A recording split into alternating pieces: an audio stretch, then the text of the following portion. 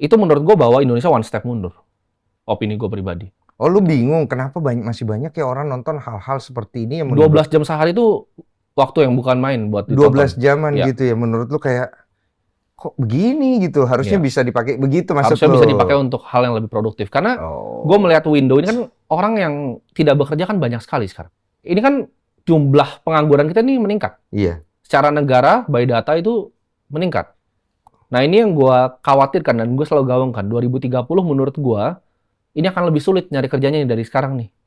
Tapi kalau banyak orang Indonesia yang menghabiskan waktunya nggak improve skill-nya sekarang, nggak improve otaknya sekarang, mereka fokus ngasih atensi mereka. Ini kan game atensi kan?